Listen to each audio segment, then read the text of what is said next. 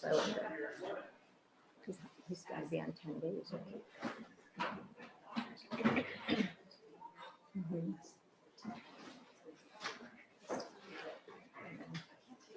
No. Oh, no. Ooh. So. Yeah. Because it's.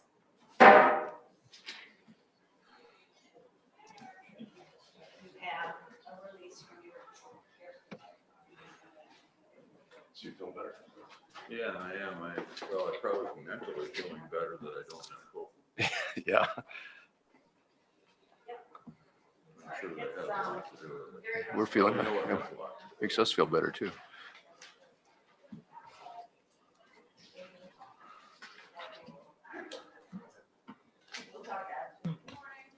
Yeah, I read through this. I didn't realize it was 27 or 29 pages. Oh, it's just, oh, you're supposed to get it by, email. Okay. I did get it by email. Oh, I okay. did read it. I printed a couple 8:58. things off, but it was, 2 minutes. that was a lengthy. The other one was attached a sample of what it looks like. It probably looks like. And that was.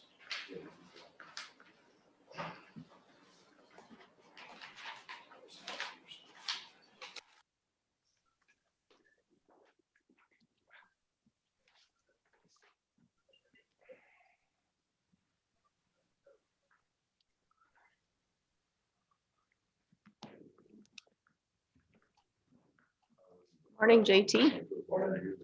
Little brisker walk Okay, today. I meant to, for it to be, yeah. Yeah, I didn't mean for it to be printed. Yeah, I meant for it to be emailed to, because I didn't, it's just too. Well, we get to have a meeting today, JT. Yeah, we need to have a. Yeah, it was. It was nice to give those individuals an opportunity, a little more time. Look at the agenda, I was gonna be right here. Did you bring cookies or something? Pack a lunch. You didn't bring your lunch? I did not, sir. Yeah, we have 2 meetings in one. Mhm.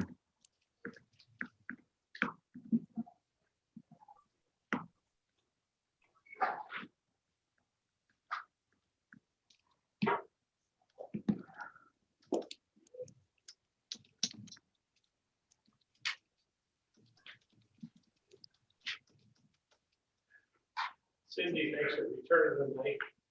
You're welcome. I got home that night, my wife said, bring the knife back. Yeah.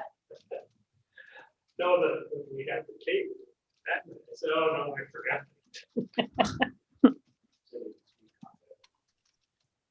About, no, he did not. I don't know if he's, okay, We'll just move it to the next week then. He's on. It is 9 a.m. He seems to be. Myron on yet? You can ask him. We do have Oh, a about the same. quorum. It's 9 a.m. I think we'll probably just get the meeting going. I don't know, do you see Myron yet? We have Commissioner Van Duzen. Hey, would you let Luke in? And we got Luke. We can go ahead and start. I'll text Myron to see. Okay, make so sure we have everything's- Commissioner Van Duzen is on Zoom. Looks like Sarah Peterson, Arlene, we're with ICAP, and Luke Muller is trying to get on. All right, we'll call the meeting to order. The Pledge of Allegiance this week. I guess it would have been Commissioner Johnson's turn, but I will probably do that since he's not here. I pledge allegiance To the flag of the United States of America and to the republic for which it stands, one nation, under God, indivisible, with liberty and justice for all. All right, I will also, item number 2, call for public comments, we'll divert any of that to the open part of our meeting. But if individuals still would like to call in, the 2 phone numbers are 882-6248 and 882-6297. If you are in the meeting, if you'd want to silence your cell phones, and we are streaming live on YouTube for individuals to go back or participate as we go. Item number 3. So with Commissioner Van Dusen, we'll just call a roll call vote for him alone then when on any of the votes that we take today. Item number 3, conflict of interest items. Is there any conflict of interest items for any of the commissioners? Nope. All right, very good. Item number 4, action to approve the October 27th, 2020 agenda. So moved. Second. Motion by Commissioner Gable, second by Waterman. All in favor, say aye. Aye. Commissioner Van Dusen? Aye. All right, very good. I should back up a little. I don't know if I really officially called the meeting to order. I was perplexed on the whole pledge. So the Codington County Board of Commissioners, it is Tuesday, October 27th, 2020. Item number 5, action to approve the minutes of the October 13th, 2020 meeting and minutes from the October 20th, the unofficial meeting, just as noted. Move to approve.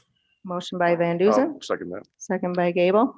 Any additions or corrections? So we're approving both the unofficial Yep. award proceedings and the. And the 2 weeks ago. minutes from October 13th, yes. Yep. Hearing none, all in favor, say aye. Aye. Commissioner Van Dusen? Aye. Very good. We will move on then to monthly reports. The facilities manager will not be here today, so we'll move then to the highway superintendent with Rick. Good morning, Rick.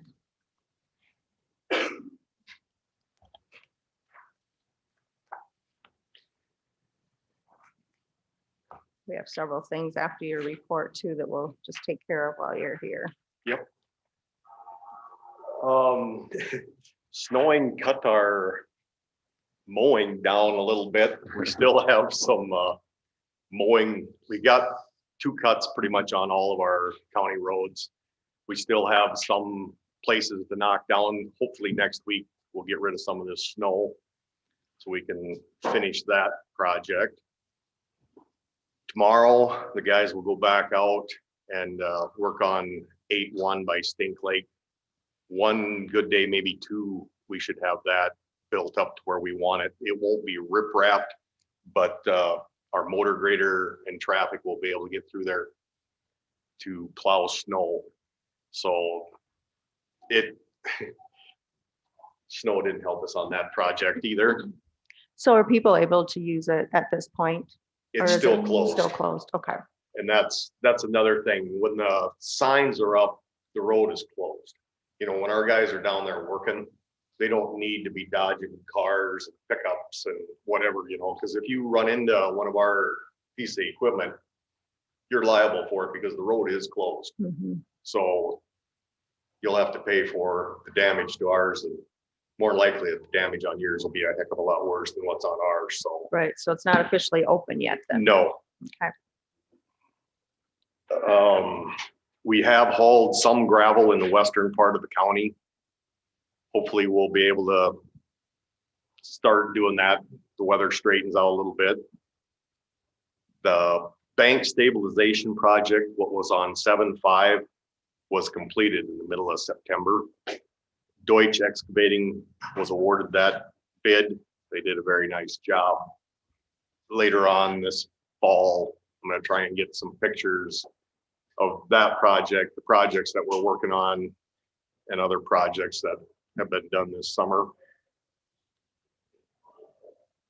On 8-2, the grade raise, Clausen and Sons was awarded the bid for that. They completed that, the riprap, and that road is usable now. Clausen and Sons also did the riprap on 8-1A north of Henry, 10-1 that's north of Henry, and then 23-6, which is south of Tinkertown.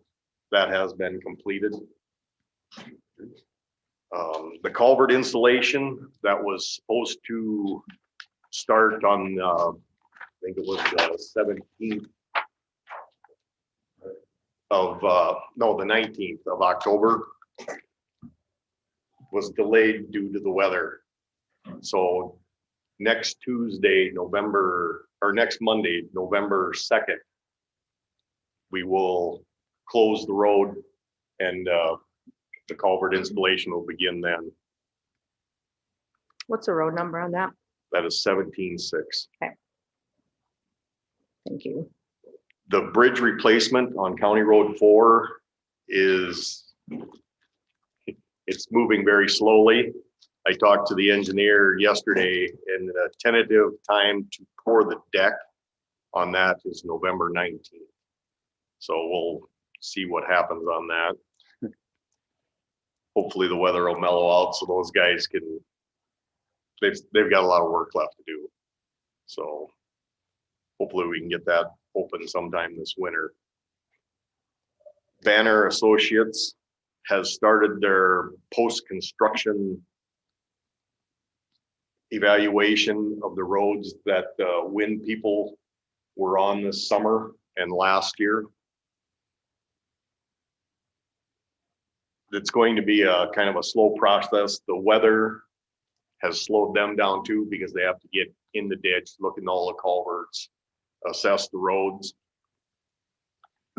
Blattner Energy that built the wind towers has hired a local construction company to dig out soft spots on our gravel roads. There again, that's another slow process. The weather is not helping at all. They'd only had a couple miles that they were able to get done. They're digging them out, putting rock in there and covering them back up with a foot of gravel over the top of the rock. So hopefully that heals up our soft spots because there's quite a few on just the north end of or Crown Ridge 1, Crown Ridge 2 there. Hopefully they'll get some work done on that too. There's spots that need to be worked on. Is there a time frame when they have to have that finished? Open-ended? Yeah. Okay. Just gotta make it whole. Yeah. Make it the way it was. Yeah. And I had a meeting I was on a conference call with PUC on the 6th of October. And the PUC is willing to help with any needs that we have. And I sent a letter back to them yesterday telling them that right now, there's not a whole lot they can do to help.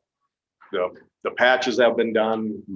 They're working on the gravel, but when it comes time to enforce next era to fix our roads, that's when we'll need their help. So If I can interject, I appreciate that Commissioner Hanson, Gary Hanson, he get us, drew some attention to the problem. So yes. I appreciate his help with that. So yes. We also, we have a lot of bales and there's drain tile pipe in the county right away. All this stuff needs to be moved so it doesn't create snow drifts and hazards for driving. If they don't remove them, like the bales, anyone can come and grab them, right? That I'm not exactly sure about. If I have to move them there, they're not going to get them back. Right. You Some know, of those bales and some of those ditches laid there all last winter already. there might have been a few, most of them were moved, but Most of them were, but Yep. there was some that was left there But from last winter. there won't be any left this winter. Good. They'll be gone. They have till October. Yeah, I'm not sure on the date. I was gonna look it up and I forgot all about Yeah. it. So, There is a date on. yeah, that. there's a date. Well, the end of October is almost here. So, Mhm. That's why I was thinking it was October. yeah, I couldn't October remember the 1st. date. So, Yeah, that's what I was thinking, Yeah. October 1st. yeah, Okay. it's time that they need to be gone. So, Yeah, because they were supposed to have it out of the way, like for mowing and that sort of stuff, to Yep. get that done. Okay. yeah, so and I noticed there's a few places, one of the motor grader operators sent me a picture in the field. They lined up all their bales. It looks so nice. but it's only about 10 feet from the road, so those are potential snow hazard that Mhm. needs to get addressed. So. Right. I guess that's about it for my monthly report, so. Okay, so then we will move on then to item number 7. Action to authorize the chair to sign a funding agreement for the 2021 Bridge Improvement Grant Preliminary Engineering. This is the bridge on 14th Avenue that we talked about earlier this year. About Banner Associates has already started taking some of the information and gathering it together because they've got to do a hydraulic study and it's in a FEMA floodplain and all Mhm. kinds of good stuff. So, but I'll make a motion to approve that.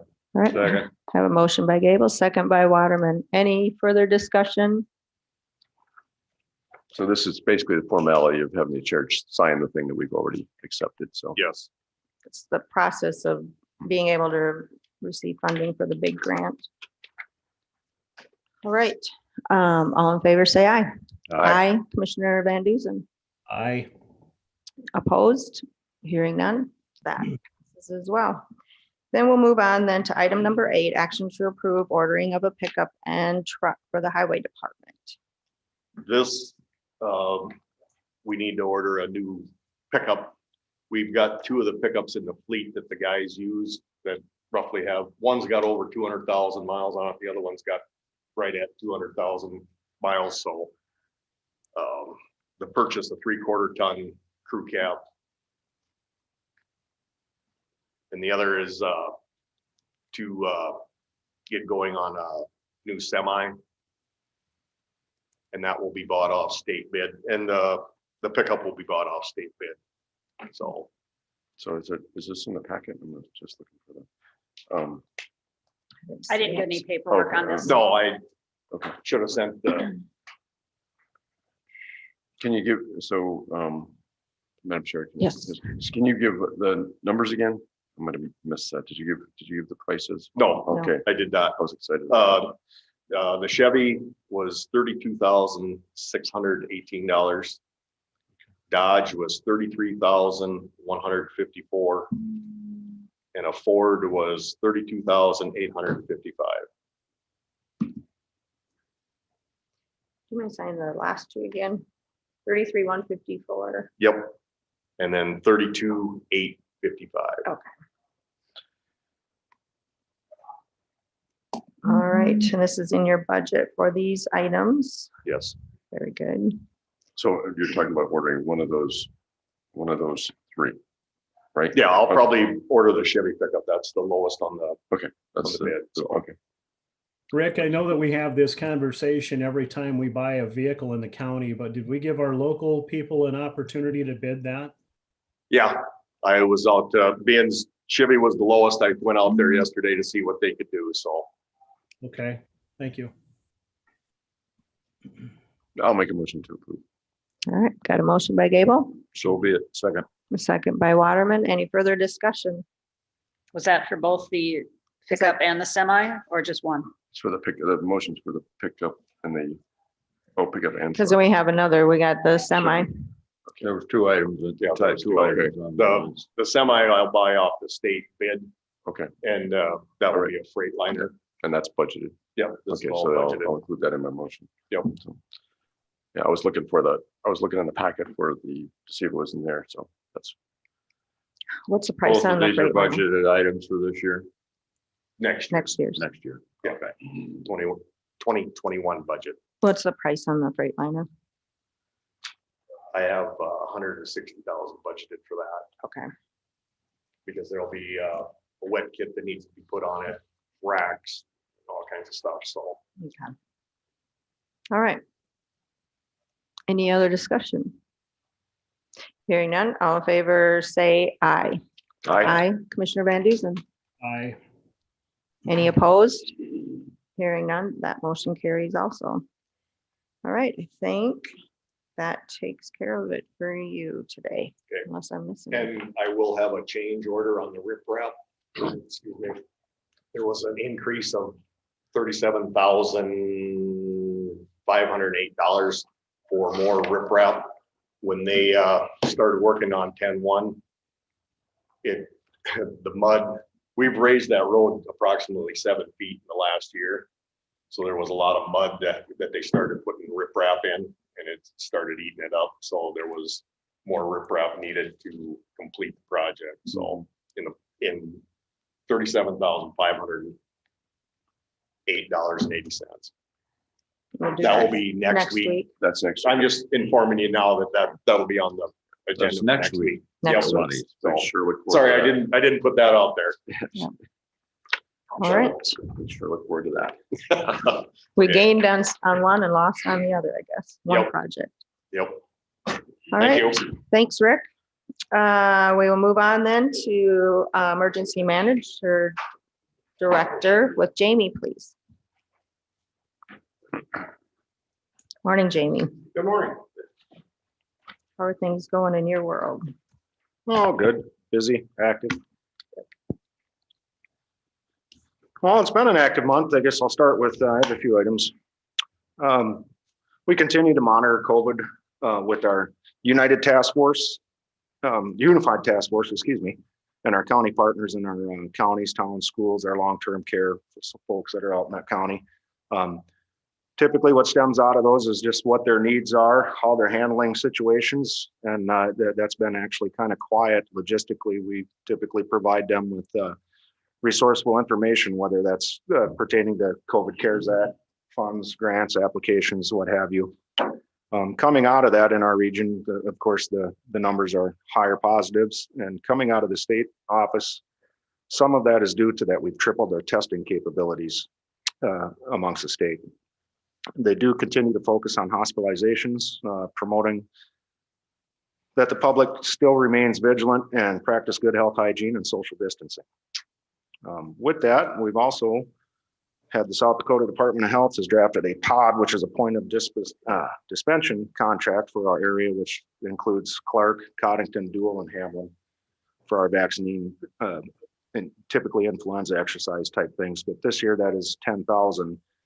And I did a quick review with our state's attorney before signing off on that. And I also visited with our other 3 emergency managers that are involved in that POD agreement. And we all came to agreement that we could sign it. Most of those management services that we do are contracted with Joanne Paulson, who's our POD facilitator.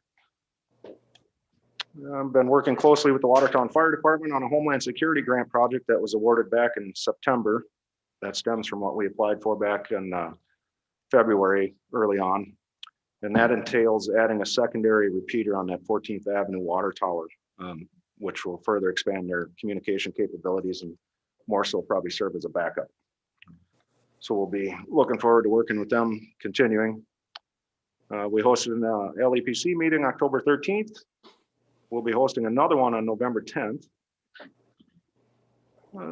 We also are going to be providing hazmat awareness training on November 6th and November 20th, which is part of that HMEP performance grant funds, which gives our public safety personnel, EMS, and even some public industry hazmat awareness training. I attended a Grant County POD point of dispensation exercise in Millbank. Went up to help them out a little bit and really wanted interest in it to learn some training on that. It was designed, this one was designed in a smaller setting with foreign language barriers with all the many dairies that they have in that jurisdiction. And that worked out very smoothly with all the interpreters that they ended up coming up with. Been responding to Codington County Search and Rescue had quite a few calls, a couple of stemming from the Day County Sheriff's Office and the Hamlin County Sheriff's Office. Day County was more so missing person, and the Hamlin County were water related with stranded on Lake Ponset. Also responded to a local house fire in Watertown that proving more that I provided more resources for Salvation Army and Red Cross, what have you, to help those folks out. I have contacted First District to do a grant application for the pre-disaster mitigation plan, which will have to be rewritten and adopted by all the counties and cities in April of 2023. And we'll be getting started enrolling on that. And then that'll pend coming up in a few years, the FEMA approval, and then we'll adopt that. preliminary, we're doing a grant application provided through the state for those funds to rewrite that program. Our weather service provided our regional meeting last week, kind of a La Nina update. That is for the next 90 days, October through January, forecasting some possibility of some above precipitation chances in our region. Kind of during those timeframes, but there also will be some colder temps typically associated with La Nina as well. Our weekly fire weather report shows that there's no critical fire conditions that will be expected. On an average, the state received between 2 and 6 inches across the state, which dropped our category to low. Locally, on the National Weather Service's report, they also showed that we received 5.5 inches of snow from those last 2 systems, which produced just over about 3/4 of an inch of moisture. And that's about what we've been doing. They have potential fire critical conditions. There's no critical fire conditions expected coming out of the state office on their weekly report, and they don't anticipate any fire concerns. So that leads us to that burn ban, if you wanted to tackle that while we're all here. So I thought with number 18, discussion possible action to rescind the county's burn ban on open burning. So based on what you said, it sounds like we should probably rescind that. I think we can rescind it. You know, if we become dry and abnormal again, we can bring it back to the table. I don't We know can whether leave you it want to on. leave it on the agenda or do a bi-weekly agenda. And actually what you're doing is passing a motion to approve a resolution to lift it. To lift it. Okay, Yes. so, But going forward, I mean, if we put it back, just to have it. I'm on. just gonna leave it on. Yeah. okay, so I'll make a motion to pass a resolution to lift the burn ban, To rescind it. you know, Okay. which to rescind the burn Second ban. motion. You know, that's agenda item 18 Yep. for those who are following along. All right, we have a motion. We have a second to that motion? Second. All right, we'll give it to Van Dusen since he's a little harder for him to do this. Any further discussion? Hearing none. Commissioner Johnson, it's on now. Oh, okay. All right, can you hear us, Myron? Yes, I can. Thank you. All right, we'll put you in here then. Did you hear about rescinding the burn ban? Did you hear all that information? Yes, I did. Yes, I Okay. did. All right, I will call for you and Commissioner Van Dusen separately for your motions on when we're voting. All in favor for this, say aye. Aye. Commissioner Van Dusen, Aye. Commissioner Johnson. Aye. Any opposed? Hearing none, that motion carries as well. All right, Did you need me for? Number 13 is 13? also Jamie's. okay. Let's go to that then. Action to authorize the chair to sign a contract for the development of the hazardous material plan. That's what you explained in your report. That was a pre-disaster one that's coming up. This one entails the first, the grant application that we award, and the first district will be asking for the $1,000 in the quarterly year 2021, the first quarter. And then the secondary part of that will make payment of $4,000 after submittal of the hazardous plan to the state of South Dakota. So that's our hazardous materials emergency performance grant. I'll make a motion to approve that. Okay, motion by Gable. Do I have a second? Second by Johnson. All right, have a sec. Any further discussion? Hearing none, all in favor say aye. Aye. Commissioner Van Dusen, Aye. Commissioner Johnson. Aye. Any opposed? Hearing none, that motion carries also. All right. That should do it then. All right, Thank thank you, you. Jamie. Thanks. Okay, then we will move on to the sheriff for a monthly report, and he's got a few things underneath too we will take care of as well. Morning, everyone. Good morning, Brad. Handouts here. I'll pull it up here in a second. I think I got it. Pass a couple that way.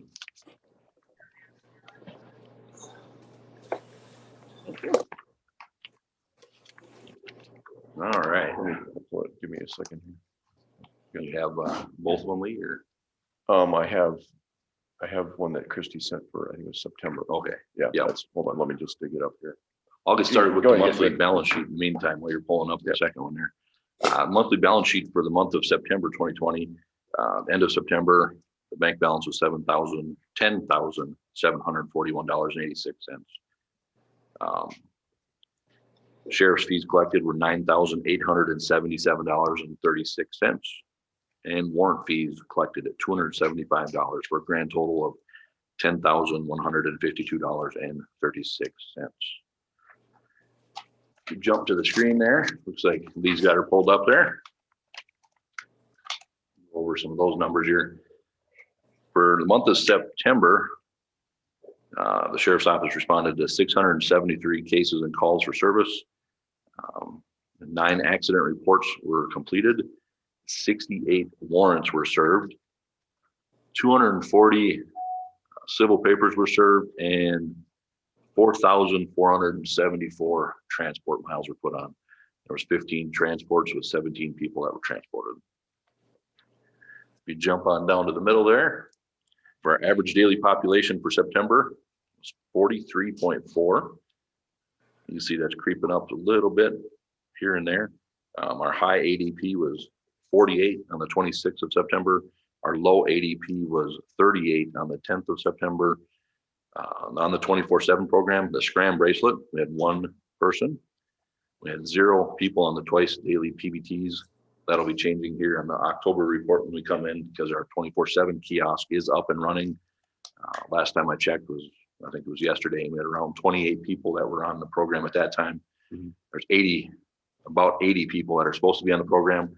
It takes a little bit to kind of get the ball rolling, and the attorneys and the judges and everybody to get people to come in and get them back going again. So that number will creep back up to around 80 when we're completely up and going with that. How So do you, just to expand on that a little bit, how's that initially working out? it's working out great so far. It was a good thing. It's receding. Everything is going really good. Once the jail staff has everybody set up, it's kind of a hands-off part, except for dealing with the money, receding everything back out of the machine. But otherwise, it's been working great. Or if somebody blows hot, then Or if somebody blows hot, that should get you involved. yeah, that gets us involved as well. But for the most part, it's been working really great. So Well, if they blow hot, they gather a little more attention rather quickly. it gets a little more attention. Yes. Yep. So twice weekly UAs on the 24/7 program. We had 49 participants there. And then Sweat Patch, we had 2 for a grand total of. This is 52 is what it comes up with. For 52? Scram, yeah. 52. Yeah. Okay. And like I say, that number will go up in October in that report. And we had 187 bookings. You can see the bookings kind of stay on par with everything throughout the whole COVID here. If you scroll on down to the bottom, you'll see some of the fees there. We collected $7,850 in out-of-county contracts. In September, work release was 0 because we don't have that program up and going. 24/7 fees, collected $3,130, and Scram fees, $0 collected.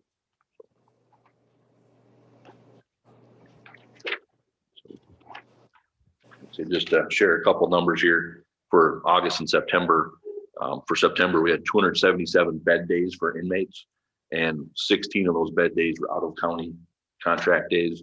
And then for August, we're at 263 bed days total, and 22 of those were out-of-county contracts. So the numbers will be down a little bit there. So, and today's population was 51, with 3 of them being out of county, 2 out of county, and 1 for the DOC for parole holds. So.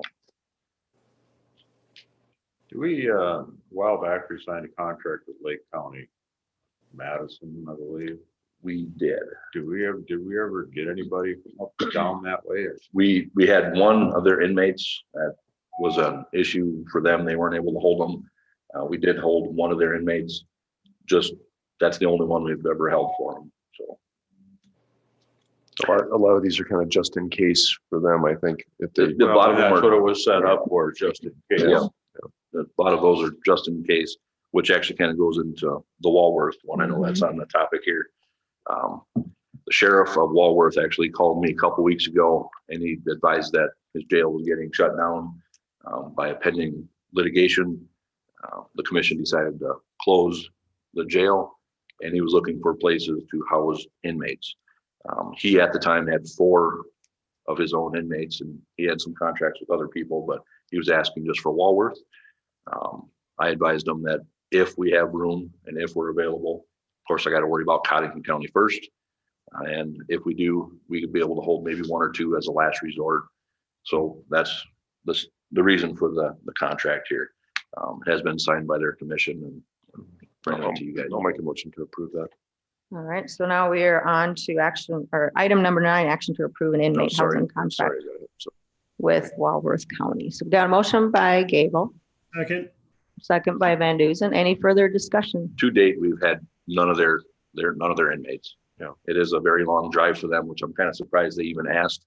But like I say, there's only a handful, 24, 25, 26 jails in the state, and there's 66 counties. So I kind of understand this frustration. I would think without theirs, I believe it's 25, and then Lincoln County is starting on their project now, so that would take it back to 26. But So I would say Brown County would be their primary choice, wouldn't it? That's the only jail between Walworth and Brown, isn't it? That'd be one of the closer ones. Here I might be think a little bit Fulton, closer. didn't they have a contract with Fulton too? yeah, They tried with Faulkton. At the time, Faulkton was at 31 and their capacity is 30. So they're full. Okay. Brown County was full. and Brown uses Roberts County was Brown full. uses bulk a lot. Yeah. And so, and I know Walworth has housed for several other counties themselves. Yeah, they had So, contracts. with- Kind of a fun fact, Falk County, 31 inmates. It was a couple weeks ago, and it's a 30-bed jail. They had 31 inmates, and 0 of those were actually for Falk County. They were all out of county contracts. So So just so people know what we're talking about. So what happened was, well, and this is probably not going to affect our particular jail, this particular contract all that much, just an inmate every once in a while, possibly from Walworth County. But Walworth County Jail was closed due to a lawsuit. And I guess it's a federal level lawsuit. I'm not sure exactly what the complaint was, but so that county decided to close their jail. It's an older, out of date building. So they had a similar situation. Their jail's even older than ours, but so They've been trying to also yeah. get a yeah. different facility. Dave's familiar with that facility a little bit. And he was only They, I lived Just real out quick, the jail was closed due to safety concerns and the inability for inmates to get out of the facility in case of a fire, as I recall it. So it wasn't a monetary lawsuit against the county. They just wanted the jail closed, and that's what they got. All right. That's a very, very old facility. I Yeah. think it was around the 1880s or 1890s. Yeah, it's old. I may be wrong on the exact date Yeah, there. the main part is old, It's yeah. right, it's right in there, just before, or right around 1900 or Yeah. more. All right. Are we ready to vote? All in favor, say aye. Aye. Aye. Commissioner Van Duzen, Aye. Commissioner Johnson. Aye. Any opposed? Hearing none, that motion carries. Just a couple more topics here. We're keeping an eye on COVID. We've been really fortunate so far. We have not had COVID in our walls of our facility. The penitentiary actually shot out an email to me yesterday, and they're asking that we hold any pen sentences for 10 days if possible, because they have a very, very bad COVID problem happening in their walls of the jail with staffing and with inmates. I think it was well over 1,000 inmates that have COVID in the jail, in the penitentiary, I should say. So we've been fortunate so far.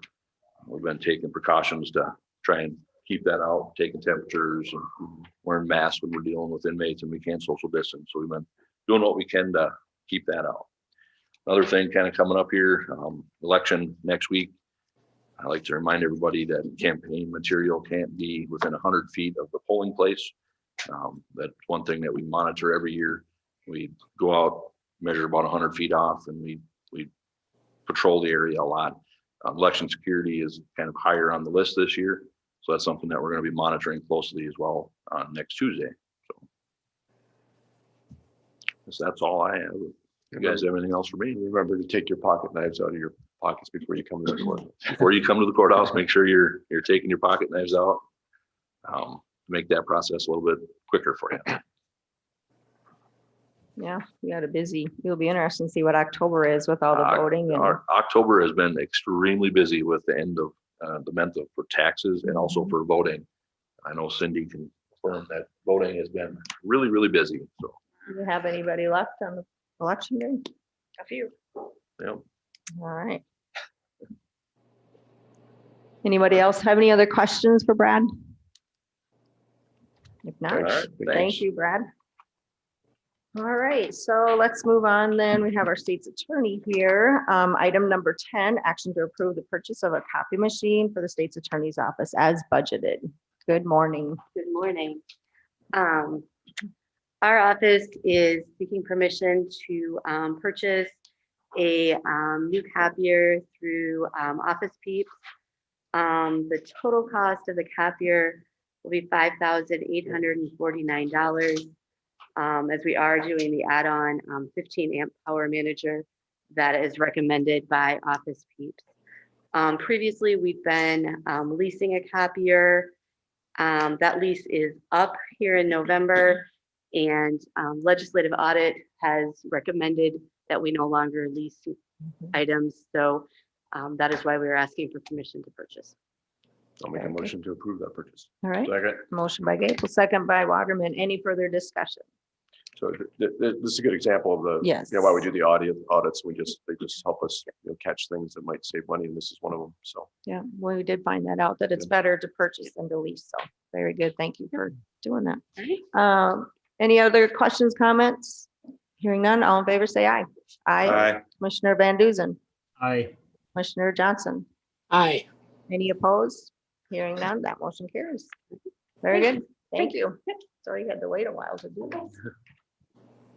All right, now let's move on then to item number 11, action to approve a transfer of commissioner's contingency to the legal catastrophic budget of $7,516. Cindy?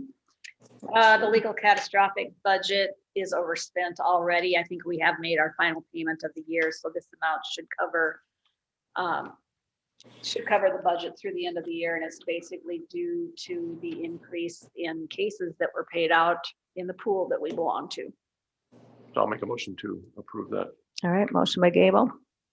Do we have a second? Would you like me to explain a little bit more about this? Well, once we get I'll second it. Go ahead. Yeah, just so what this is paying for we're part of the clerk pool. So it's like kind of like an insurance pool with, I think all but two counties, all but the two largest counties in the state. We basically put our money together to cover legal expenses. And so what this does is cover, say if you have a murder trial in your county, that can cost your county, easily $100,000, $200,000. And that's what happened. You had a number of these around the state. So in order to spread that cost about, then the state Association of County Commissioners manages this fund. And so if it exceeds the amount they've collected, they have to go back and ask us all to pay some more dues, and that's based on population. And so that's what this is. It's just like Cindy said, it's due to a lot of heavy duty trials around the state. The minimum, I think the deductible I want to say is $25,000. So if the cost of a trial, I'm pretty sure that's it. Don't quote me on that definitely, but I'm pretty sure that's the deductible. 20 or 25, I can't remember. Yeah. for sure. So Yep. it's so if the cost of trial exceeds that, so you're paying for court appointed attorneys, jurors, mostly, Yep. Investigators, all Yep. sorts of things. It could be psychological, competency evaluations that are specific. Witnesses, yeah. Yeah, all those kinds of things, travel expenses for witnesses. And with some of these more complicated trials, it can get quite expensive for a county. So the need for the commissioner's contingency transfer is we are not allowed to have a budget in the red at the end of the year. And that's what this motion will take care of, is to make sure we are in compliance. Because the amount has already been paid. You approved that with claims. I don't know if it was in October, earlier this month. Yeah. So All right. one other question, so is this our first withdrawal from our commissioner's contingency? Yes, Which has what, 225 or 250. Yeah. Yeah. All right, any other questions? Not, all in favor, say aye. Aye. Commissioner Van Duzen, Aye. Commissioner Johnson, Aye. Any opposed? Hearing none, that motion carries. All right, Luke, is he still We can do on? number 12. Oh, we can do that without Steve being here? Yeah. Okay, This is just the annual grant that Steve applies for, the weed and pest grant that Steve applies for from the South Dakota Department of Ag. Just looking for the amount here. It's usually around $4,000 to $5,000. I'll make a motion to approve that. Second. all right, so we have a motion to approve the Weed and Pest Fund grant for FY 2022. Any other comments? Hearing none, all in favor, say aye. Aye. Commissioner Van Duzen, Aye. Commissioner Johnson, Aye. any opposed? Hearing none, that motion carries. And this is just an application that has to be acted upon by the state. All right. Okay, now is Luke still on? We have two plats, item number 14 and 15. I'm ready for you if you are. All right, yes, so the first one that we'll do is approve the resolution of the Jordan and Jennifer Collins edition.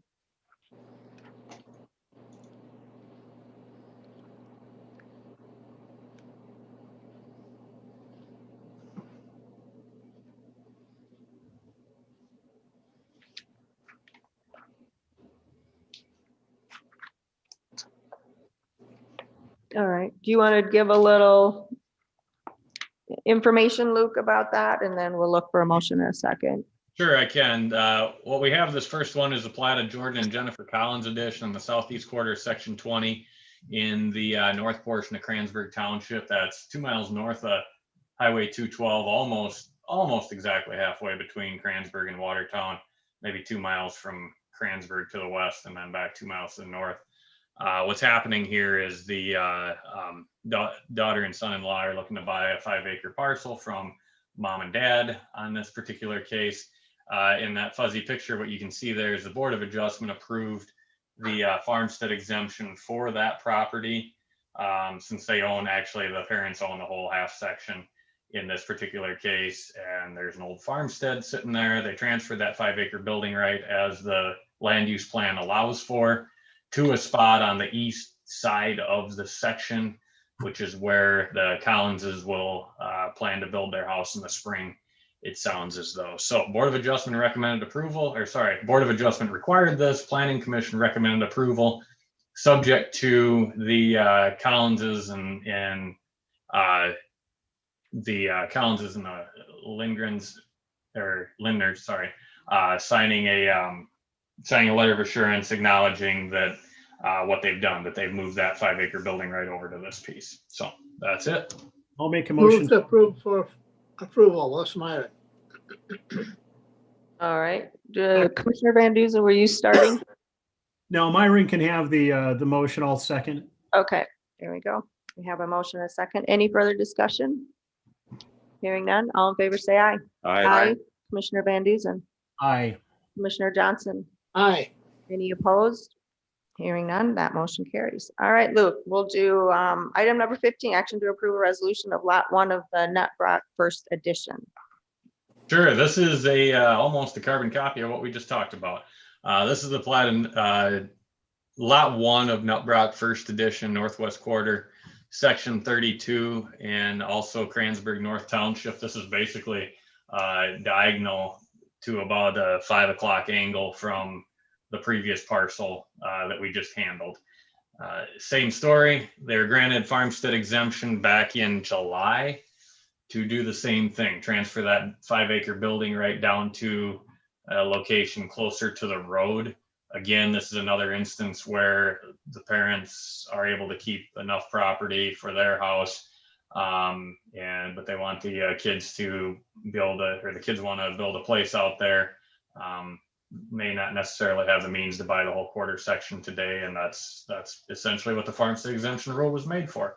So again, Board of Adjustment approved the variance. The Planning Commission recommended approval under the same condition that they understand that 5-acre building right is now moved down to here. Move to approve. Motion by Second. Gable, second by Van Duzen, I believe. Any further discussion? Hearing none, all in favor, say aye. Aye. Commissioner Van Duzen, Aye. Commissioner Johnson, Aye. any opposed? Hearing none, that motion carries. All right, we will now move on to item number 16, discussion, possible action to authorize the chair to sign an agreement with ICAP for systems of care, community-wide case management. Commissioner Gable, I guess I will let you do some explanations on that. Yeah, just once, let me, I was gonna We pull do up. have Arlene, Deputy Director from ICAP on, so if anyone has any questions, I think- she is Yeah, I think Sarah's on as well. joining us, and Sarah, the Welfare Director as well, so we have those individuals. So you should have, copies on the, there's a copy of the agreement on the screen. I think all the commissioners should have a paper copy, and or the ones that are zooming in should have got it on email. But essentially what this is, we talked about this before a little bit in this meeting. We talked about it more in the Behavioral Health and Justice Working Group. So this is something we budgeted for next year. We budgeted $29,000. And so for this, either doing this or to get case management help into the welfare office. After looking at it, this seems like the more cost-effective option because it's for about the same cost. By the way, the other option was to just simply add some hours to a part-time employee, which, you know, that was a good option that Sarah brought forth that we evaluated.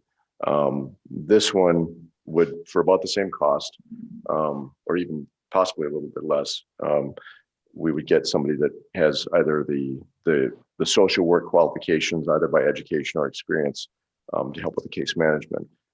So this person will be provided by ICAP for 19 hours a week, and we would agree to allow them to sit in the welfare office, and that way hopefully achieve some synergy that way as well. Now we budgeted for next year to do this.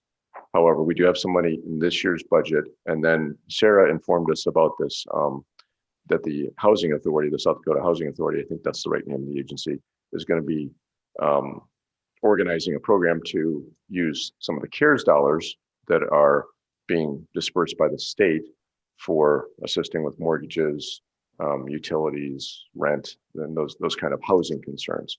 For most parts of the state, that's going to be handled by a nonprofit like an ICAP. But we know our welfare office is going to be involved in that. So part of the reason we brought it forth now, I'm bringing it forth now is because with that extra work on the welfare office, this might be a helpful thing to do. So that's the urgency of it. Although I see this as potentially a long-term thing. A couple things to add about that is that you recall we had the deflection program before, and I think we created that program. That was a pilot a couple of years ago. We ended up ending that program because of the law enforcement asked us to do it, to end it. However, it did that whole discussion identified a need for more manpower, more ability, more capacity with that, whether it's in the welfare office, whether it's just a case management capability. And so this is roughly the same cost. It's probably about roughly the same cost as the deflection program.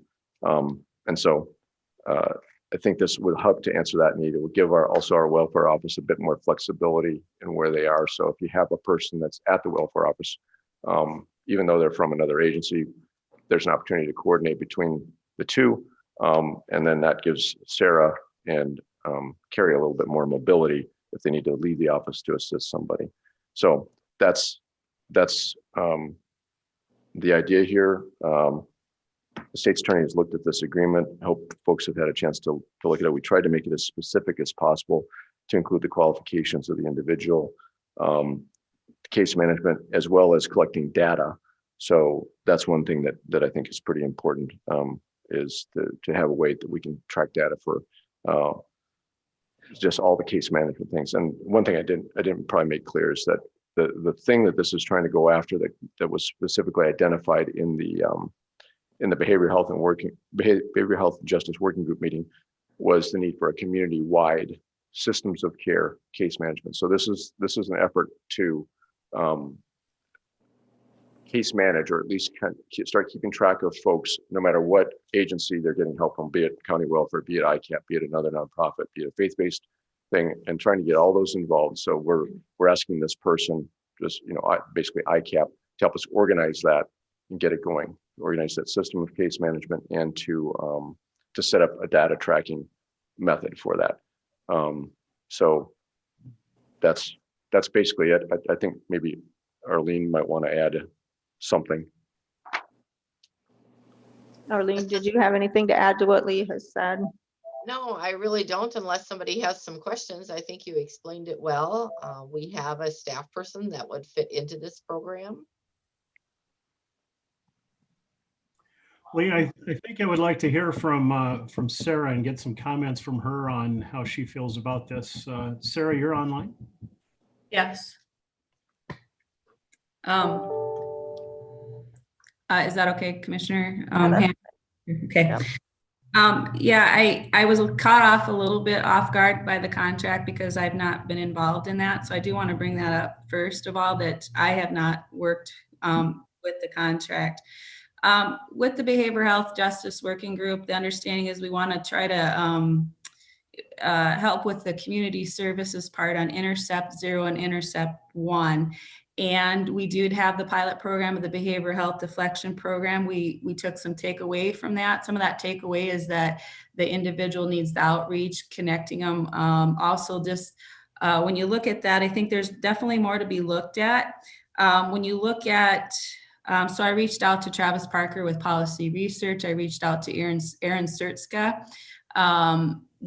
She works at USD, just a background on them. Travis Parker is the one that helped us with the technical assistance. He led our SIM workshop. And Erin Sertka has been the individual for Minnehaha who basically spearheaded or moved forward their initiative, the Stepping Up initiative, and was behind a lot of the work of getting their Link Center, which is their triage center in Minnehaha. Now they transferred to Minnehaha, or she's now, I'm sorry, with USD, where she does a lot of work with communities. And in speaking with her, what I'm learning is there's a lot of opportunities. And in speaking with both of those, they're kind of saying that what this proposal is, and I agree with that, is kind of a duplicate of current services. My office offers it, ICAP offers case management, and that there might be some other options. But in addition to that, what we're discovering that is there is community service worker funding that can be billable, and I think we should look at that beforehand. Currently, and just last Friday, currently, the state is having a review of their Medicaid and the behavioral health on outside, and they're looking at where gaps are, what services should be provided, and those reports should be coming out really pretty soon before the beginning of the year.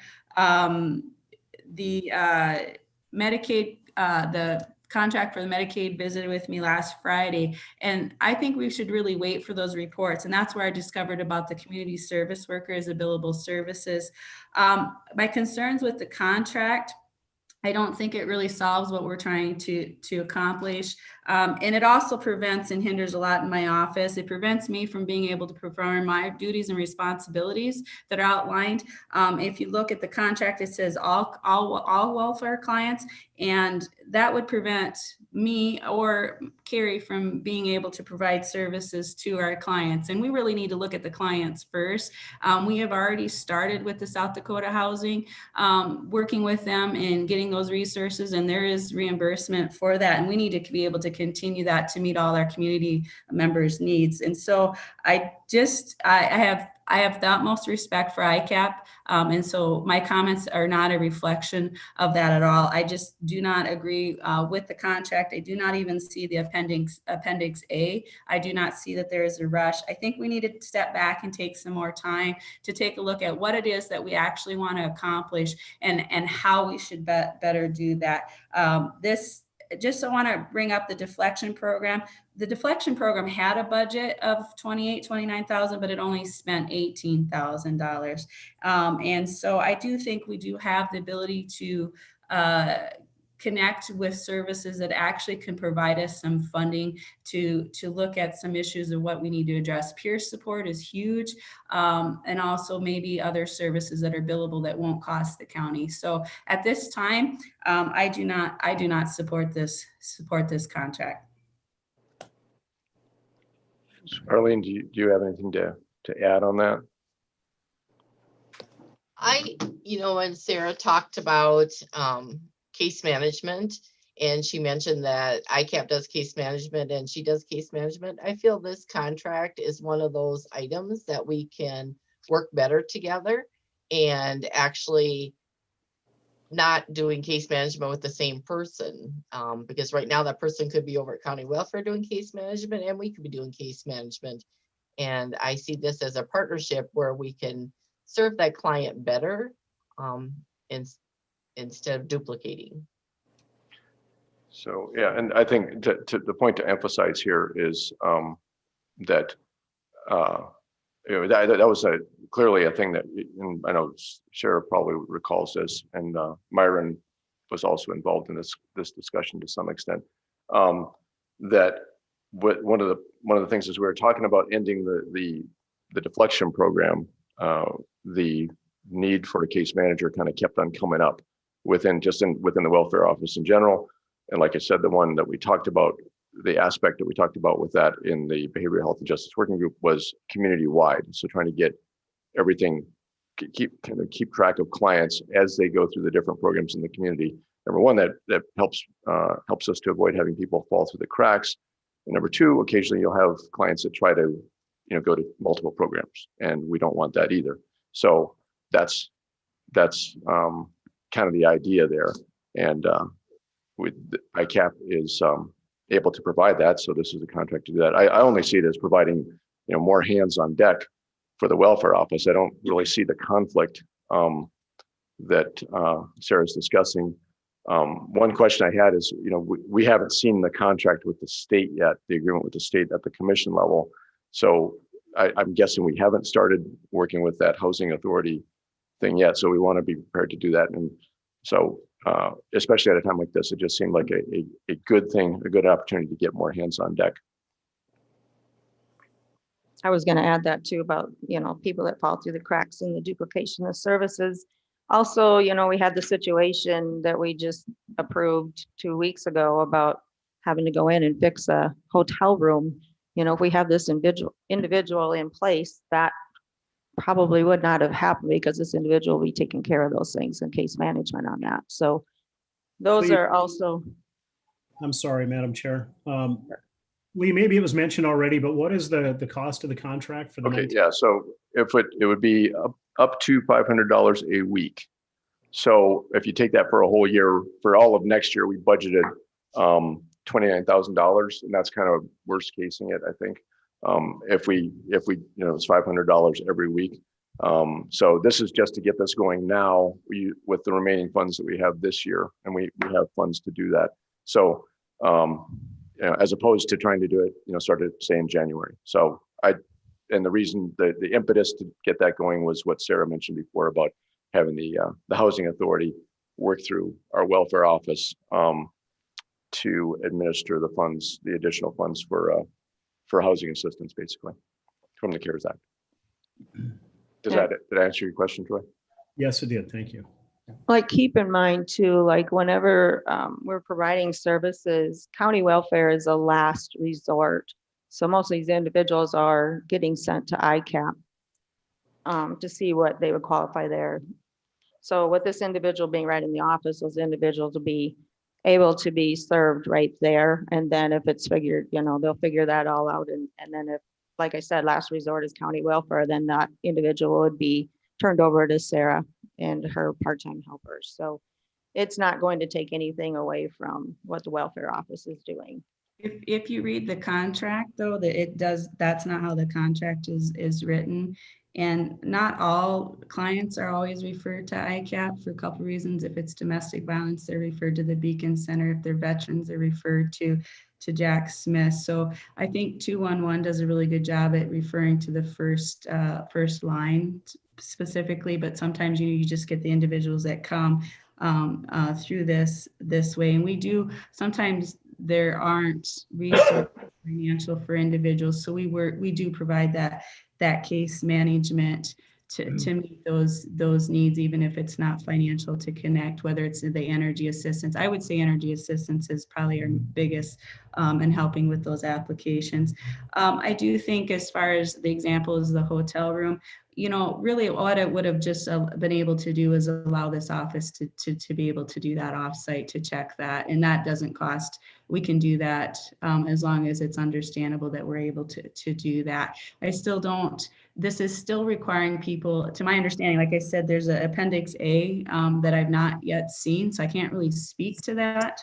And I can't speak to the details of what this would look like. But what I'm not seeing within this 1-page document that Lee gave me this morning is that outreach portion. And really it's that outreach and how do you keep them engaged versus the individual coming in. And at this time, I'm not seeing a significant need. Again, I see this contract as preventing me or Carrie from being able to provide those services. And I don't feel that's the best for the county.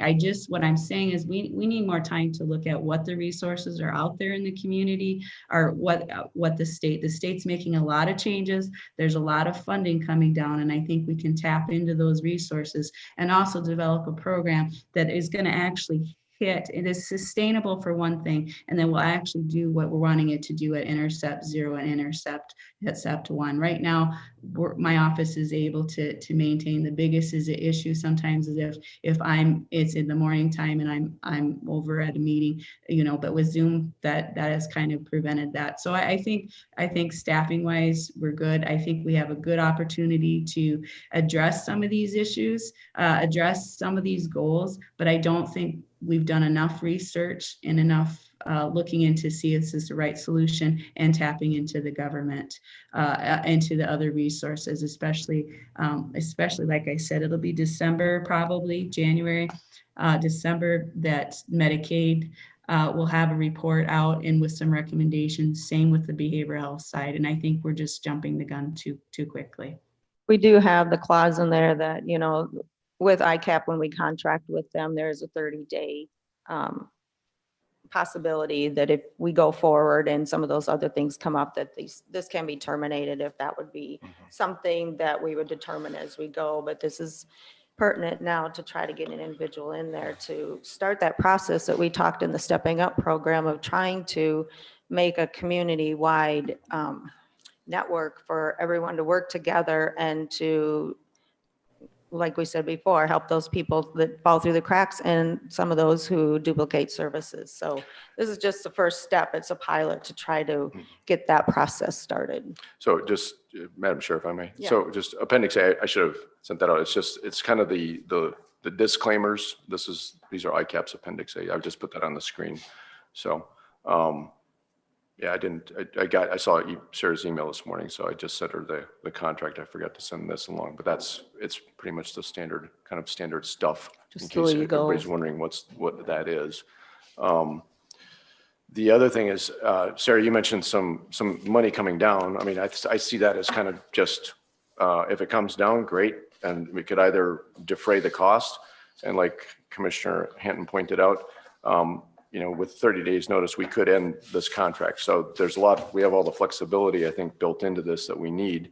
If, you know, assuming that everything goes okay, then the contract is for a year. But otherwise, we have the opportunity with a 30-day notice to end it. Either party would have that. So, I don't know, that's. Does anyone else have any comments or questions? We do have Arlene on as well. If anyone has any questions of her. Arlene, do you think we've covered everything pretty well? Yes, I do. In some ways, working with behavioral health will be similar to what we've done in the community with Brothers and Sisters Behind Bars, where we had the caseworker come in and just bring all the pieces together, and it's worked very well. Yeah, and so that's something I'd be excited to try. I make a motion that we authorize the chair to sign this and move forward with it. And that, so that then we basically get started as soon as, we're thinking the 1st of November, assuming that would work out with ICAP. All right. We have a motion. Do we have a second to the motion? Well, I'll second the motion. You know, I have a little bit of reservations about this. But I think that we have to do what's best for the people that we continue to serve. And I think Sarah is doing a good job. But to me, having additional resources available to accomplish the task is what we're looking at here. And with a 30-day right to cancel a notice in the contract, that makes it a little bit easier for me to swallow that pill. So I'm going to second the motion to approve the contract this morning. All right. We have a motion and a second. Arlene, you want to just give your name and title for Cindy for the minutes, please? Arlene Weirheim, and my title just changed, Chief Operating Officer.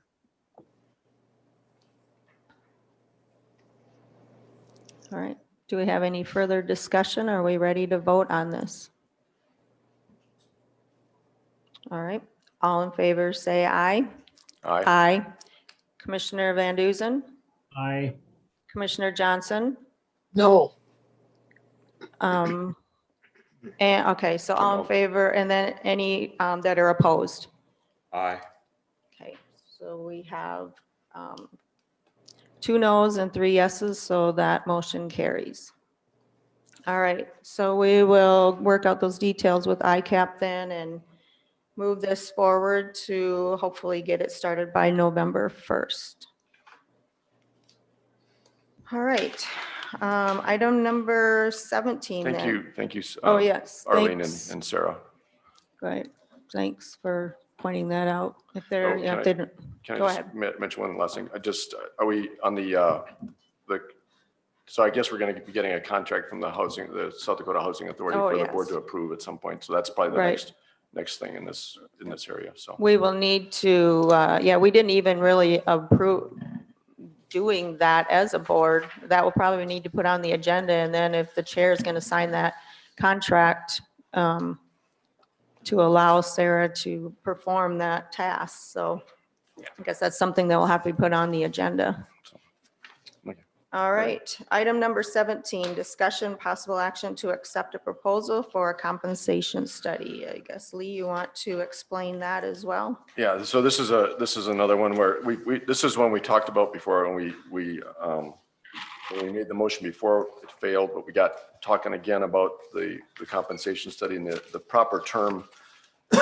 We commonly refer to this as a wage study, but it's a compensation study because compensation better covers the all the wages and benefits, so pay and benefits, and classification study.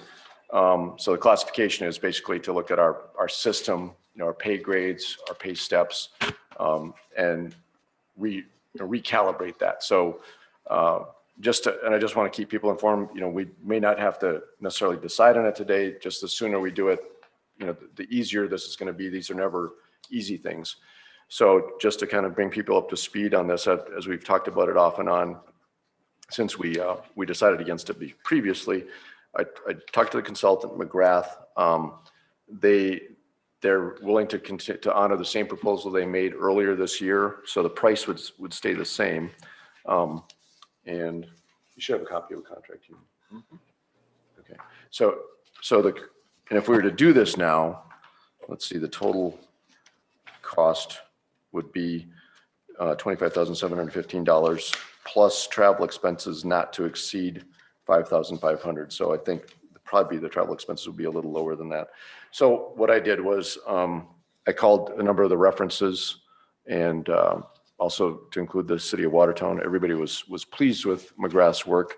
Some of the counties that I called were very pleased. But one thing I asked about, because this can be a controversial thing as you're looking at people's salaries and say who's underpaid, who might be overpaid. I mean, those are sensitive things. And basically the common refrain I heard is it's never easy. So the longer we wait, the harder it's going to get. So that's simply why I thought I'd bring it up for discussion.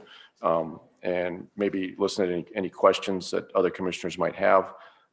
We don't have to act on it today. We can. We do have some money to get it started. We probably couldn't pay for the whole thing this year, but we could use some of this year's funds to do that, and then conserve a little bit, which would help us to conserve a little bit of next year's funds. I think it would probably take about 6 months for the consultant to do the study. I talked to her, I talked to other counties about how it works. One of the aspects of this is a market. You look at the market around, so other counties, cities, municipalities, in some cases, maybe some private organizations that would be analogous to the kinds of work that are done by our employees of the county. And the way they do that is they'll contact each of these jurisdictions or agencies or companies and send them a questionnaire to kind of make the data standardized. And I sent out a sample study from a county in Wisconsin just so you can see what one of these looks like. And it's about 61 pages long, so I didn't want to email it. I mean, I didn't want to print it up. So if folks have questions, I'd like to answer them, try to answer them anyway. So. Lee, there was some discussion on whether or not some federal CARES money could pay for this or partially pay for it. Maybe that's a question for Cindy. Cindy, is that possible? No, it does not qualify. Yeah, I think the discussion might be that, because CARES is covering some of some expenses, it might help us to, if we needed to go outside of what we had budgeted for a study originally, then, there'd be money there perhaps. Not CARES money. Yeah, so it wouldn't technically, it wouldn't be CARES money though. Like it would just be yeah, it wouldn't be CARES money. I was trying to figure out how we could tie in COVID relief to that. No, sorry, it does not qualify. Yeah. Okay. So anyway, I can pull up the county in Wisconsin study if you want to see a few pages of what that looks like, if you're curious. Right. Is anybody curious? I don't have to force it down your throat. Yeah, go ahead and pull it up, Lee. Okay, let me find it. Where did I put the thing here? I'm looking for it. It was on that one to Cindy yesterday. Yeah. Oh, there it is. Okay. So this is I've got so many windows open on my computer right now. I apologize. There it is. Okay. So this is for a county in Wisconsin, and this is just to kind of walk you through. It's a really interesting read. This is the executive summary, and it's about 61 pages long. There was another document that the consultant sent me to look at for the same county that had all the details, and that was 90 some pages long. So essentially this is that labor market part of it. And she's explaining how they do their research in the counties that they contacted, the other jurisdictions that they contacted in Wisconsin and in that area to do their research. And so they'll list them there. The jurisdictions or agencies that don't respond, they don't necessarily get listed in the study, but they tell the client, who those are. So in this case, they had 4 that did not respond. And so and what they do is they'll send them a questionnaire with a series of questions to answer so that they can kind of standardize the data when they do that. So that looks like some pretty heavy duty research. And then the things you start to get out of that is you start to see a comparison of where your pay rates are with other jurisdictions in this research pool, in the market pool that they're looking at for comparables. So in this case, you can see that you're looking at this particular graph looks at the minimum end of that county's pay scale. And so the blue would be that they're above market, red would be below market, and that yellow column in the middle is kind of where so they have 11% of their minimum wages or pay rates are kind of in that middle average. So you start seeing an idea of where your county sits within the market, and then that goes into further detail, position by position, job description by job description. And so that's kind of what's going on with this thing. So you can see it's kind of a lot of work, and then the systemic recalibration of doing which is what I really look forward to, is kind of streamlining our steps, streamlining our pay grades. And since we haven't done this for over 20 years, I think there's some work to be done. So I can flip through all 61 pages, but I don't think you guys want me to do that. And the compensation would be included in this as well. So it's not just based on salary, it's also the Yeah, that's why it's called benefits. The compensation. That's why it's called a benefits, compensation yeah. study. So The benefits would be included in that. So we can, I mean, we don't have to take it up today. I mean, sooner is better, but, in my mind, but, I don't know, does anybody have any questions?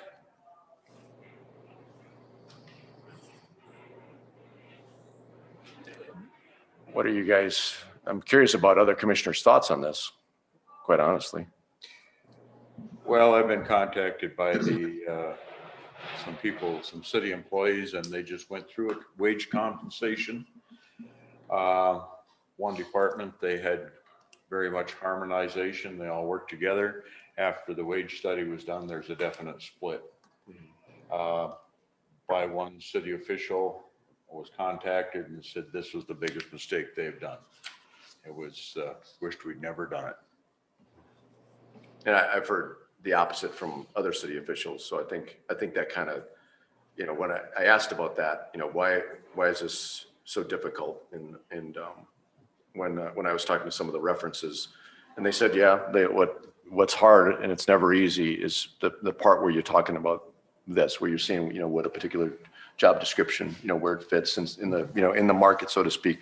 We do have a difficult job. We try to maintain equality between all of our employees and treat them all fairly. If we're going to do the wage study, if we're paying somebody too much, are we going to not give them a raise, or are we going to retract some money from them to compensate the other people to give them more money? I don't know. I think I don't want to put Cindy on the spot, but I think you probably lived through that. I mean, I think typically what's done, if that, in those cases, and hopefully that wouldn't be too many, you would typically just freeze them. You wouldn't, I mean, typically, but that's something we'd have to agree on. So that's one of the things. I was saying earlier, do we freeze them? Do we give them a pay cut, or do we, you know, how do we handle that? There's more than one option out there. Right. And one thing that this consultant would help us to do is to come up with a plan to phase that in, because you don't want to just do it all at once, you know, take the recommendations and enact them all at once, because Definitely not. So typically, I think what in those cases, which I hope would be rare, you would have situations where you probably want to freeze that person's pay. I'm quite honest. But if we do this,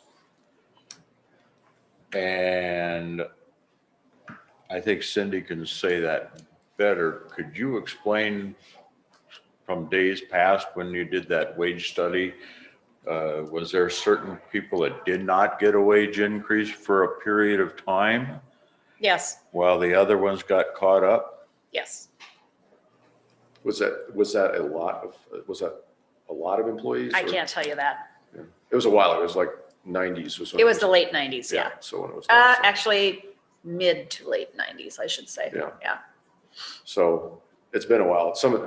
I talked to a lot of, usually the person I talked to in a particular place was the HR director of a county or a city. And they were all happy with the, you know, as far as the quality of the consultant's work. And one of the other things that was very helpful is, you know, obviously this can be a contentious thing if it gets to be contentious to explain to employees, well, they're willing to provide their expertise. So they give the expert explanation of what the study is about. So they were quite happy with that, but you know, it's dealing with a difficult thing. So, and so that's where we need expertise. It's a matter of trying to take care of people, making sure they're properly compensated for what they're doing. One of the things is we think we have pretty good benefits. We give our employees pretty good benefits here at Codington County. And with that, this will help us identify that as well. So that's why it's called a compensation and not a wage study, is because it covers all aspects of compensation. So, and like Charlie said, we want to be compensating people fairly. And so that's the whole goal of this, is that we're doing that. I have no problem with reading through this document. This also came online. I didn't print it all off, but that's all right. I've no doubt about it that the company does good work. That ain't the question. My biggest downfall is what is going to happen to the harmony of our workforce. And when our workforce, if they're not happy with this and there's a division, it's going to take away from their productivity. Well, I think the idea is as you do this, and I have not been an employee for the county. I've just been in office for not even 6 years, but I think the idea is to more or less head that off at the pass. I mean, in the long run, you can have that discontent and that division over time if your pay scale gets out of skew, and so that's to keep us from doing that. So yeah, since we've let it go for a long time, this is maybe you're going to see that. That length of time reflected in maybe how difficult this is, perhaps. But the less time we wait, the less contentious it's going to be, as opposed to kind of sowing and ingraining any kind of division that doesn't need to be there over time. Does that make sense? So if there's things that are wrong with the pay scale, we want to know about them now, so that we don't ingrain those divisions that don't need to be there. And it will only continually increase because, if you don't do one of these studies to find out where you're at and to get you back on track, I mean, it's going to continually be there. It should be brought up to the public that this study started with about 7% of our workforce in one department. That's where the idea came from. I didn't, this is something that was kind of new to me. This is kind of a new thing for me in the personnel world. So I educated myself and learned about this. That's why we talked to references, talk to some of our more experienced employees and seeing, but yes, that's true. A group of employees did approach us, a few of us commissioners. Madam Chair, can I ask a question here for the auditor? There's nobody sitting around the desk that has any more knowledge about the effects that a wage study is going to have on the county than the county auditor. I guess I would just ask Cindy, having this tool in the toolbox, what is that going to mean to you in your office? Until the study is done and I see what the comparisons are, I really can't answer that question, I guess. I don't know how it'll affect any of the clerical positions across the county. Is it better for your office to have this done? Is it important for my office to have it done? Right. It's not high on our list. Nobody has said anything to me. So I have had no complaints, I should say, about what my employees earn. I think what got my attention was something you said about when we were approving the pay scale. And that's kind of what got my attention. Correct. You mentioned the payroll resolution has become skewed because over the years, the board would give a percentage raise on the steps in addition to a COLA, I should say, in addition to the anniversary step increase. Other years, they would give a flat dollar amount, which did disrupt the original resolution and how those steps were separated by percentage. So that has been thrown off. Mm-hmm. How much I couldn't tell you because I did not create that resolution. It was created for the county by a company who is no longer, we have not had any communication with in over 20 years. So the thing okay. So you're talking about a company that created Oster Consulting. They created a pay scale. Yes, okay. They created the resolution that had all the steps, and at that time there were only 7 or 8 steps, I believe, and they're the ones who set up the increase between steps. And and how many steps in some cases we're at like 15. We have a lot of employees who are once again at the top step, which is 14.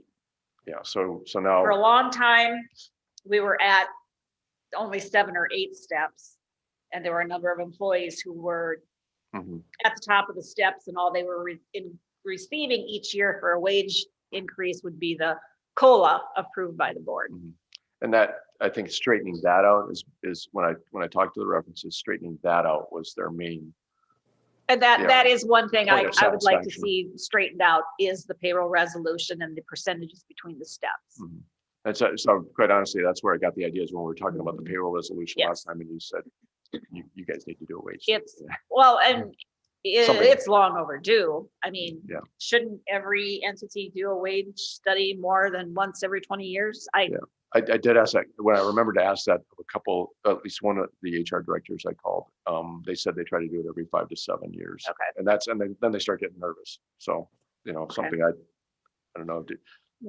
I realize counties are different Yeah, than the public entity, but yeah. These are all counties that I call, Okay. except for one city. So, I don't know, did Natalie? do you I was wanna gonna say say, anything? Natalie, did you have anything you'd want to add just as HR? Or do I give her the you mic? can come on up here and sit.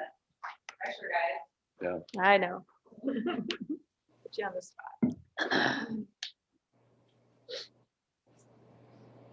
Natalie Raymond. HR. Oh, got the mic on. Thank you, Brenda.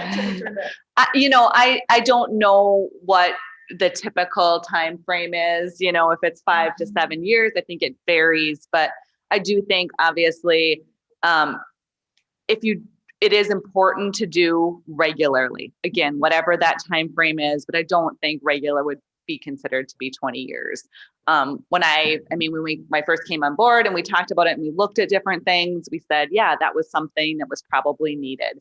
And I think, like they've said, it's not just where you're at for a position, but the step increases, as Cindy pointed out. And I guess my question is, are we bringing people in competitively? Is a step one a competitive, unexperienced position? I see a lot of people coming in at a lot higher, and then I wonder, is it because our steps are off? So in order to get a competitive salary, initially we have to start at 6 or 7 or something like that, which just is going to skew everything. So, I see the benefit of it and it's going to be hard. I definitely agree. I expect to get more HR complaints if this goes through. So we'll handle that as it comes. Thank you. Troy, did you have any other questions? No, that I was curious about, the auditor's position on having something like this done and if it's necessary to do it right now, since we really don't have the money to budget it right now, do we, Lee, for this? Yeah, we did budget for this year. So some of that money is there. So we wouldn't use that much of it. But, just because of the kind of what we're talking about here, that we're overdue, sooner is better. And we could also pay for some of this study with this year, with the money we had budgeted this year. We also budgeted for next year, thinking that we wouldn't do that, but after kind of talking about it a bit more. That's right, I remember. So that's why I brought it back. So we can, so I'll make a motion that we accept this quote. Excuse me, I'm sure just one question for the auditor. Did you, on this draft agreement that they gave us, did you see the billing numbers? No, I did can- not. I I have not had time to look at it, to tell you the truth. Yeah, just, oh, wait. It's just like a payment on 1 second. No, I've got it, but I have not spent much time at my desk lately. Yeah, I can understand that. Election season, Yeah, Cindy's. I can understand that. So she, the consultant gives some payment information here. So, Okay. 5,000, would that work, those numbers work? We could maybe try to, if they get done with some of the work, more of the work, before the end of the calendar year, maybe we could pay a little bit more. So, Yeah, depending on their progress. yeah, Right. so we don't want to, obviously, we don't want to pay in full, obviously, until it's No. done. So it's going to come out of someone, if this goes through, this will come out of some of next year's money too. So, Okay. so my motion, and by the way, I've had the state's attorney take a look at this. My motion is to accept this agreement and authorize the chair to sign it. And let me put that back on the screen so you can see what it looks like, so people know what we're talking about here. And the agreement is between Codington County and McGrath Human Resources Group. Correct. Okay. Where did I put that?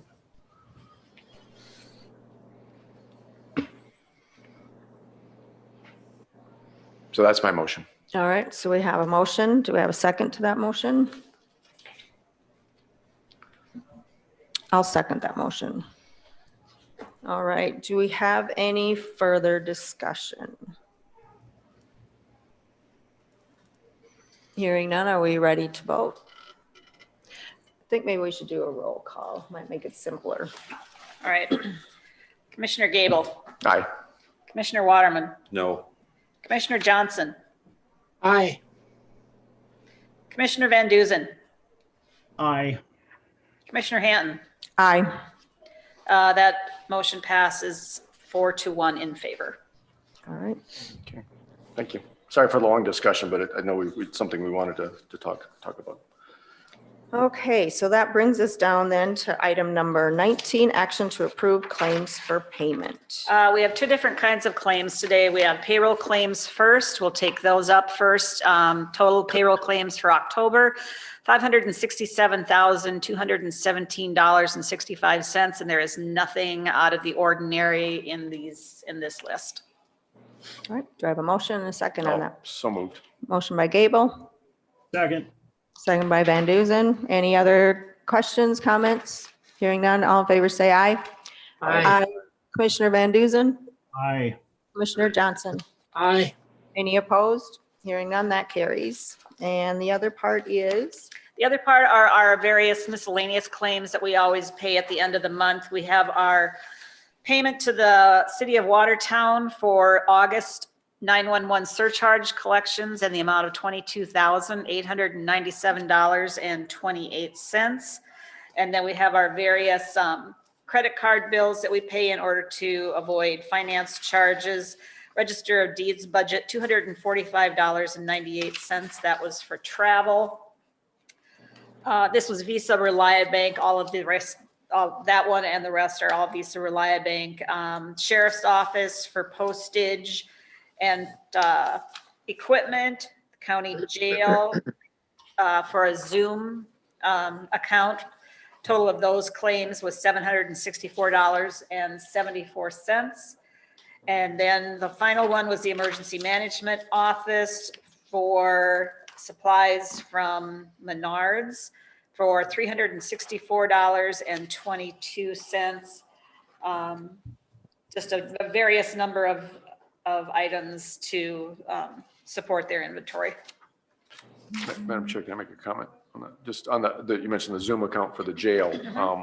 That is, so people know, because of COVID, we can't bring in pastors and, do AA meetings in person in the jail. So what that is allows a pastor, say for a Bible study, or a facilitator for an AA meeting. So those are pretty important things for some of those inmates. And that's one of the, so that's what that's about. Okay. Very good. Okay. All right, so I'm looking for a motion to approve. So moved. Motion by Gable. Do I have a second? Second. Second by Van Duzen. Any other discussion? Hearing none, all in favor say aye. Aye. Commissioner Van Duzen. Aye. Commissioner Johnson. Aye. Any opposed? Hearing none, that motion carries. All right, item number 20, action, possible discussion on COVID-19 practices, procedures, and policy. The Unified Command, and this will be coming, it's not on the agenda, I'm just gonna kind of put it out there. They're wanting to do a community campaign for mask wearing. They're asking different entities to put dollars towards this campaign. I don't have a lot of information at this point. It's just kind of putting it out there. I don't know if Jamie maybe doesn't have anything either. So it's just something that they might start to try to do. When I get more information, I just want to bring your attention to it. And if it is, we'll put it on the agenda for conversation, discussion. Can I make just a comment? Sure. I appreciate the fact that the city is just would rather do an encouragement campaign as opposed to say something like other cities have done with a mask mandate. That's my personal opinion. Right. But we want to be responsible, since we don't know all the things about this virus. But and one other thing that I just wanted to, since people come in to do their absentee voting or their early voting, that please have a lot of regard for the auditor's office. And I will say there are large number of people who do wear their masks in, but there are also others that do not. So it's probably not any different than anywhere else you go. You know, Yeah. it's, So whether it's mask wearing or just keeping your distance, we are wearing masks in the courthouse when we travel between offices Mhm. and in the common areas, the hallways and that type of thing. I do know of a county not too far from here whose entire, not the auditor's office, but an entire office has come down with COVID. And it is not a good time to have an entire office never is. unavailable. Especially So, now. yes, so we are trying to maintain and get through this federal election without any incidents. 1 week to go. It's very hard to recognize people when they come in Mm-hmm. wearing a mask Oh, you and can they show you your driver's license. Sometimes you just have to take it for granted that they are carrying their own driver's license. And yeah, it's almost impossible sometimes to make a recognition, but we are working with it. Yeah. All right, item number 21, action to approve automatic budget supplements. We have one today. We have received CARES Act funding reimbursement in the amount of $2,863 for the computer equipment we purchased for the Veteran Service Office, and we can supplement their budget with that amount. Yes. Make a motion to approve. All right, motion by Gable. Do I have a second? Second. A second by Waterman. Any further discussion? Hearing none, all in favor say aye. Aye. Aye. Commissioner Van Duzen. Aye. Commissioner Johnson. Aye. Any opposed? Hearing none, that motion carries. Item number 22, action to approve personnel changes. We have several of those. The first one is Al Bank in the Highway Department. He is due an anniversary step increase to step 14, $25.42 per hour. Vanna Engst has been hired to fill a position that is being vacated by the Criminal Civil Support Coordinator in the Sheriff's Office. She will start at step 7, $20.25 per hour. Barb Martinson in the Director of Equalization Office is due a step increase to step 14, $20.59 per hour. She is a clerk. Jamie Dolan is maintenance 3 at the highway, due an anniversary step increase to step 8, $23.36 per hour. Brad Schwinger is maintenance 3 at the highway department, due a anniversary step increase to step 14, $25.42 per hour. All right. We have a motion to approve those. So moved. Motion by Gable, second by, who was that, Van Duzen? And Duzen. All right, second by Van Duzen. Any questions, comments? Hearing none, all in favor say aye. Aye. Commissioner Van Duzen. Aye. Commissioner Johnson. Aye. Any opposed? Hearing none, that motion carries. We do have couple travel requests, I guess. Those travel requests have been withdrawn by the facilities manager as those meetings have been canceled. All right, so no travel requests. Item number 24, public notices. Anyone have anything that there could be a quorum of commissioners? I don't think so. Think of any right now off the top of my head. All right, any old business? Just a note that we will not meet next Tuesday, but we will instead meet Thursday. at 9 a.m. Thursday, November 5th, to conduct a canvass of the 2020 general election. And we have a couple of other items on the agenda for that day also. All right, November 5th then. Any new business? Seeing none. Anything for the open? I don't think we had any public comments. The girls would let us know. All right, do we have a need for an executive session? No need this week, all right. So I would look for a motion to adjourn. Move to adjourn, Johnson. Motion by Johnson, do I have a second? You guys want to stay here all day? I'll second. Second by Gable. All in favor, say aye. Aye. Commissioner Van Duzen. Aye. Commissioner Johnson. Aye. Any opposed? We are adjourned. Thank you guys for joining in on Zoom. Yeah. Thank Hope you. to see you here next week. I'll be back.